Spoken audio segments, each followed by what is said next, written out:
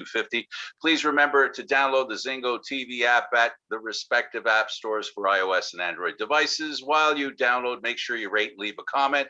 Both apps are absolutely free. Zingo TV is available on Google Chromecast, Amazon Fire, Fire TV sticks, Roku sticks, and also on all smart TVs 2016 forward. Now on News Talk, joining me is the Aaron William Freeland. You've heard of the Aaron William Freeland, have you? Hello, Aaron. Hi, and I am also, in fact, the only Aaron William Freeland. There you go. And there's no charge for being Aaron William Freeland. Thank goodness. Okay.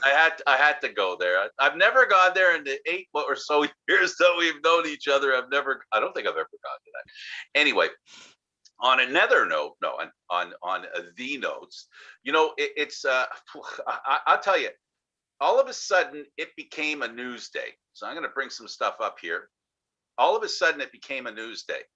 All this stuff that's going on, and we don't have to go outside Canada today.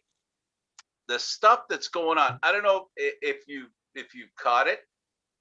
You know that Prime Minister Trudeau is going to be meeting Mr. Biden, President Biden, on Tuesday, and they're going to be talking about climate. They're going to be talking about China. They're going to be talking about buying American.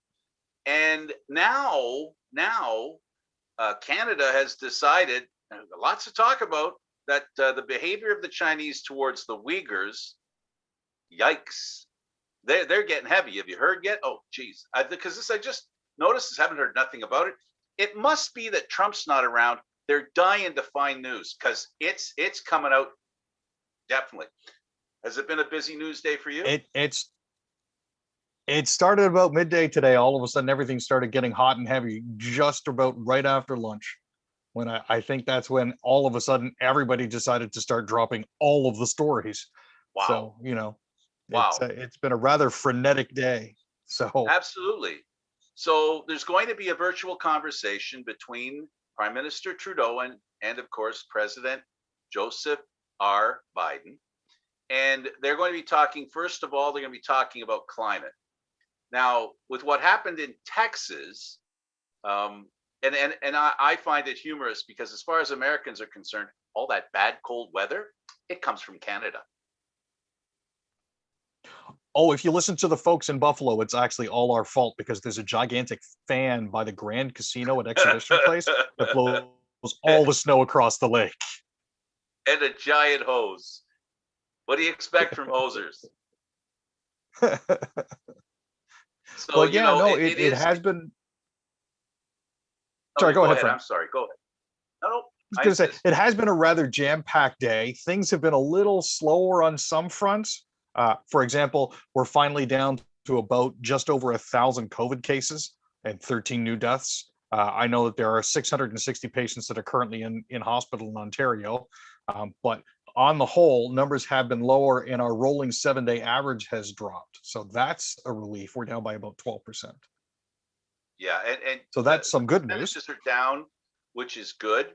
We all knew, and the prediction was there with all the holidays and the frenetic last month of the year, December.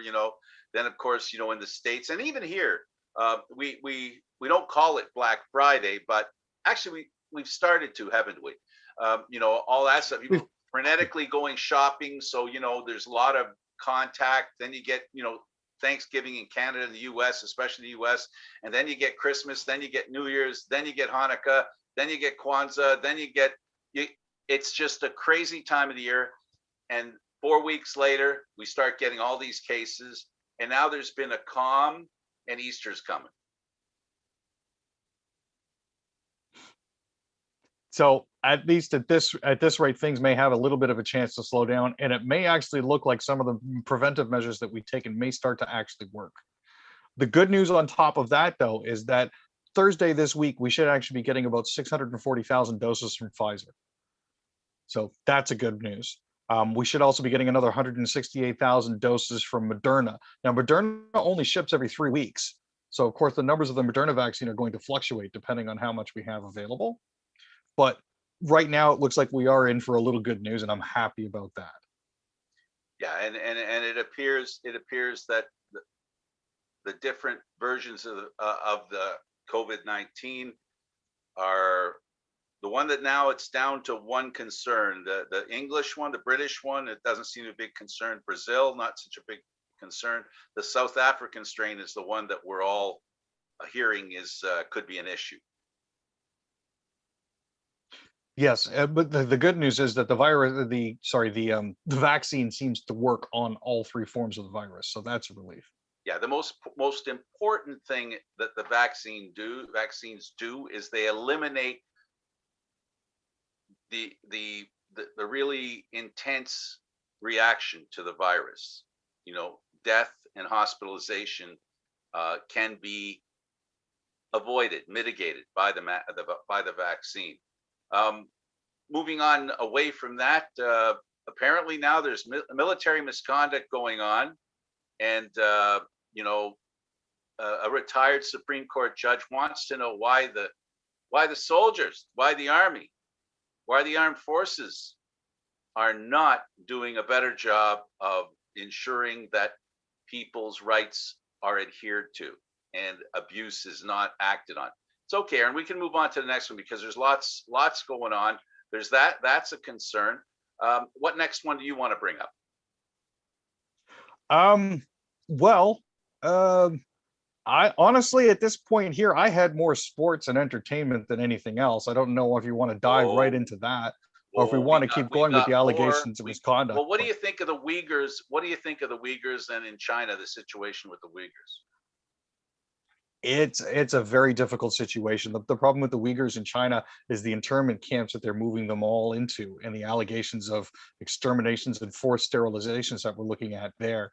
I know Disney recently caught some flack for that because they were filming Mulan in China, in the same province as the Uyghur disaster was happening in.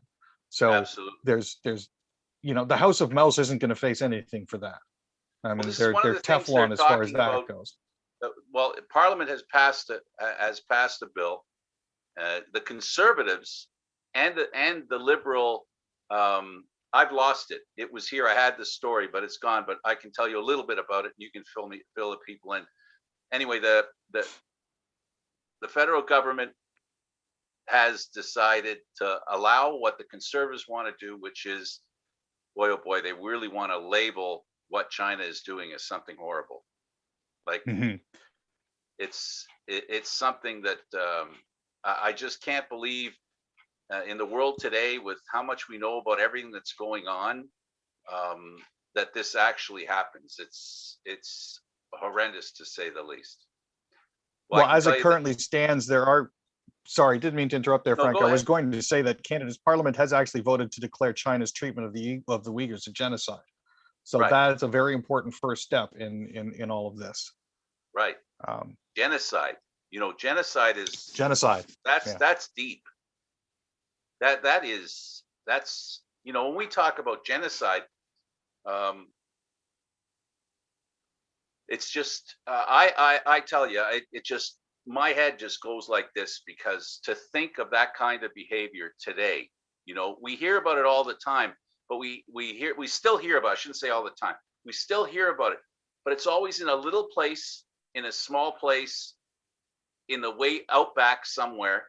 But this is China. China's no longer a country that should be, how can I put this, secretive. And people know what's going on. And to think in this day and age, you think you can do that kind of stuff with impunity. I find that horrifying. That's the part that I find horrifying, is that stuff like that goes on, in the world today, and it's sad. Okay, you want to go to your sports? Let's go to your sports, and you start with Andres. Let's get to something a little more lighthearted. Yes. Bianca Andreescu, unfortunately, has been forced to withdraw from 3 separate tennis tournaments due to a leg injury. Apparently, it was confirmed today that she's withdrawn from the tournaments in Doha and Dubai. She also withdrew from the Adelaide International.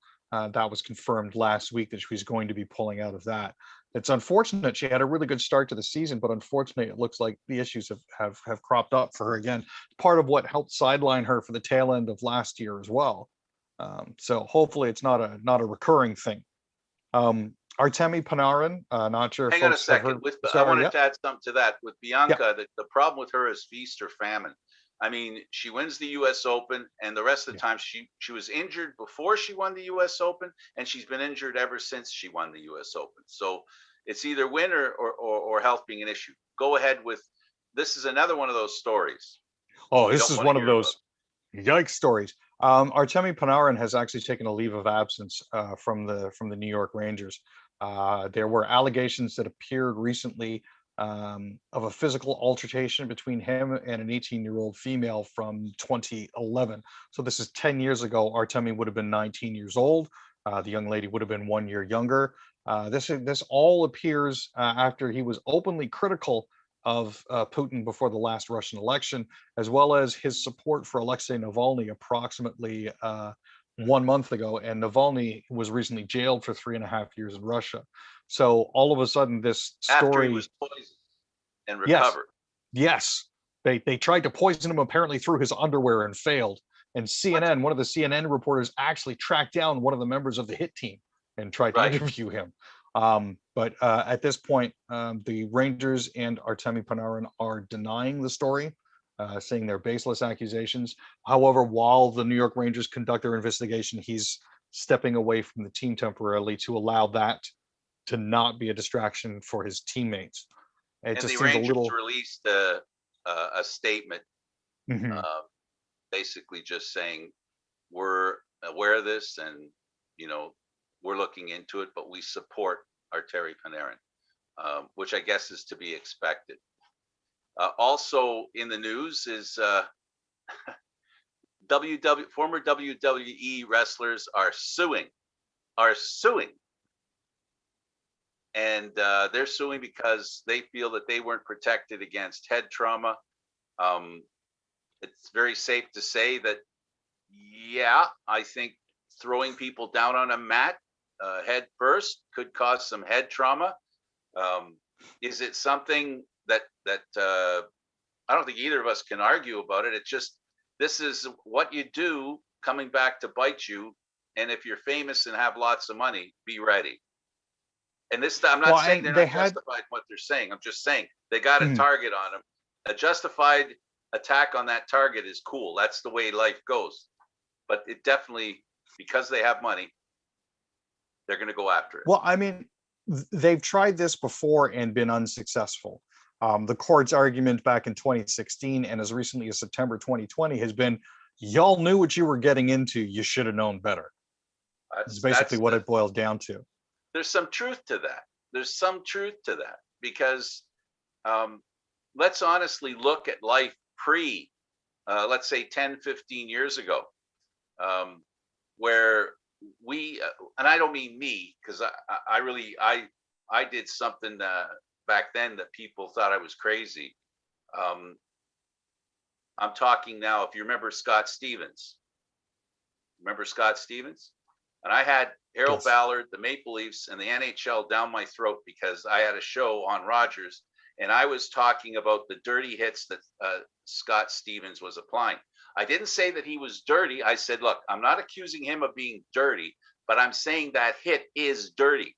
And people thought, what a weak-kneed liberal you are, Frank.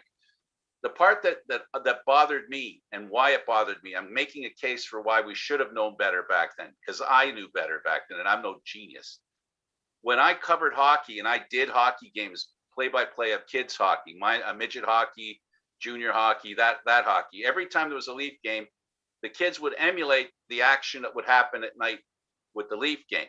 So the violence that would be perpetrated on the ice during a Leaf game, they replicated on the ice. So when I had my 3-hour show and we had phone-ins and stuff like that, to me, I could see the relationship between the NHL and younger hockey players. So I'm talking about the middle 80s. I was against headshots. People thought I was crazy. I did it on television. So it's not like, I'm not telling you a secret. It was on television and people thought I was crazy to think that way, but I still think that way. I think anything that leads to any kind of permanent injury must be outlawed in sports. There's no doubt about that. That's why you've got UFC. They have all these rules, right, to make sure that people don't end up permanently damaged. So they've got to do some soul searching and get some stuff done right. And WWE benefited from the injuries these athletes incurred. It's no surprise that they're going to look for some sort of compensation. Doesn't surprise me at all. Next, Aaron. Now, they did actually try to unionize a while back as well, but Vince McMahon made sure that didn't happen right quick. So, there is precedent for this sort of thing, and they were trying to seek better protections for themselves, but unfortunately, it never actually happened. So, there's that. Side note, a little bit of humor for you. Outside Ted Cruz's house yesterday, somebody hired a mariachi band. I don't know if you saw that. I don't get it. But I don't get it. After his ignominious return from Cancun. And did the little girl walk up to his door with a jar of Mexican jumping beans? Dudes in sombreros and guitars and drums. There was a 5-piece mariachi band on his front lawn. This is other news. This is a guy who never wasted time criticizing other politicians for doing stupid, insensitive things like that. Now, in other news, the Minnesota Timberwolves have actually hired Toronto assistant coach Chris Finch as their next head coach. Not sure if you're aware, but on Sunday, Ryan Saunders was fired as a Timberwolves head coach. Now, Finch joined the Raptors for the 2021 season after being an associate head coach for the Pelicans from 2017 to 2020. He was also a coach in the D-League and won Coach of the Year, which the D-League is actually now the G League. He won Coach of the Year back in 2010. So there's some coaching pedigree there. We wish all the best to Chris Finch, but not when he plays Nick Nurse's Raptors. Well, when it comes to success, it breeds opportunity for those all within. The players, when you win a championship, they get to ask for more money. Coaches get to ask for more money. Coaches on the staff become more intelligent, brighter, and maybe even ready for prime time. So that's a natural progression. And don't worry, because with that reputation, good coaches are going to want to coach in Toronto. So think of it as not a loss. It'll be a gain. So this is the great thing about this Raptor team.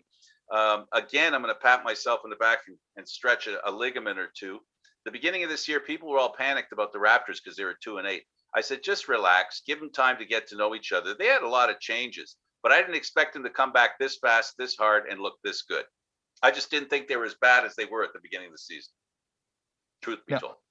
Going in the opposite direction of wins, the former juggernaut of the Northern Division, the Montreal Canadiens, have found themselves in a bit of a skid. They've dropped 5 of their last 7 games, including 2 to Ottawa and 2 to Toronto. Their most recent loss was after they had a full week off to lick their wounds before unfortunately turning in a bit of a stinker to the Maple Leafs on Saturday night. The good news is bigger stinker against Ottawa. I got to tell you, I don't normally root for Ottawa. The missus does, but we were definitely happy about that. The Leafs are now actually 6 points up in the division on Edmonton, and they've currently got a 5-point lead on the second place team in the National Hockey League, the Carolina Hurricanes. Yes, good team. As far as the Montreal Canadiens are concerned, this is a team that many felt that during last season, when they were playing in Toronto in the bubble, this was a team who surprised many by the success that they had. It is difficult. The more successful you are, the harder you have to work to keep on that trend. It is easy to be pushed back down again because a giant target is put on your team when you start playing well. This is what the Leafs have been dealing with every year because of the players they have on their team. Other teams are ready for you. They're keyed on you. And now we've got a situation where Montreal was the best team in the Northern Division, and everybody starts really ramping up against them. So we'll see what happens with the Leafs. But the Leafs have been in a situation, they have a lot of experience of taking on tough situations. They've been under the emotional fry pan, having come up. I mean, this division is a vacation for the Toronto Maple Leafs compared to where they came from. Oh, definitely. And not having to draw against Boston in the first round will definitely help them out, I think. And Tampa. Yeah. and the trap playing teams like New Jersey, if they actually make the playoffs, not Ugh. to mention the high octane office of Pittsburgh and the Washington Capitals in later rounds. You want a little future thing? I'm going to tell you. Tell you something. You can Sure. talk to me later about it. But there's a certain center, Dubois, with Winnipeg, that came Yeah. from Columbus. If you remember, that's the guy Hmm. that tore the Leafs apart in the playoffs in the bubble. And he's playing for Yeah. Winnipeg. And Yeah. there's a good chance that Toronto could play Winnipeg in the playoffs in the first round. I'm actually really frustrated that we didn't get to play the Jets when they didn't have Pierre-Luc Dubois, because he would have been in COVID protocols. Yes, Nah, yes. yeah, all of the games are later in the season. Watch, because that team, three really good centers, up and down, three good centers. It's going to be a challenge for the Maple Leafs when they play Winnipeg. Right now, they're taking Yeah. Calgary, and that's going to be fun. Calgary's been a team that's been asleep at the wheel. A lot of people are wondering what the heck's wrong with them. They're playing Edmonton, and they're basically just walking, I don't know, like they're half asleep. No passion. So That's it's very true. They've been very flat. flatter than a pancake, man. Next. So we're looking at Hyman day to day, Thornton day to day, Campbell's out for another 1 to 2 weeks, and Simmons is out for another 3 to 4 weeks. The biggest surprise in all of this, unfortunately, is Jake Muzzin. He had a facial bone broken during their last win against the Montreal Canadiens when Tyler Toffoli caught him upside the head with a follow through, an errant follow through, before he scored the third goal late in the third period. So he's out for an extended period of time with no timeline on his return. They'll miss him. Oh yeah, just a bit on the back end. Subbing in, we have Barabanov, Leighton, and Patan, and Dermott and Hall are going to be paired up 3 and 4 on the defense.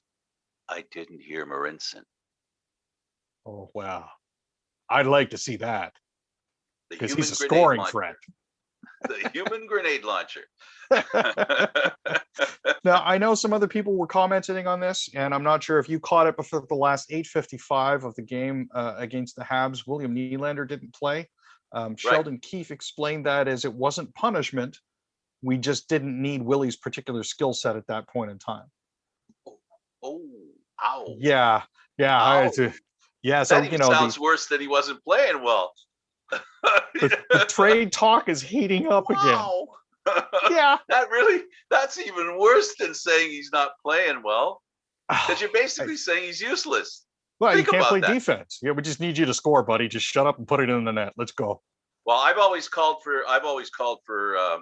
I gave him a real hard time early because of his effort, and that's, at the end of the day, Aaron, as much as if you're a teammate, there's only one sin you can commit that you're just as unforgivable, and that is effort. A lack of effort is the only thing that's the bridge you don't cross, and he has done that. Okay, Aaron, thanks a lot for that. I guess we'll call it a show. Thank you, Aaron. Sorry, just broke. Hutchinson is starting tonight. No, Wrap it up. I got to get out of here. He is Aaron William Freeland, about to have a conniption. I am Candid Frank Stanishi. Thank you for watching News Talk, seen live Mondays and Wednesdays at 6:30 p.m. Eastern Time. This show can also be heard on the Spanglish World Radio Network. For News Talk, other news, entertainment, and sports programming we offer, please check out SpanglishWorld.ca. Spanglish World. Watch it, hear it, read it, download it, and live it. Thank you for watching. I'm Candid Frank.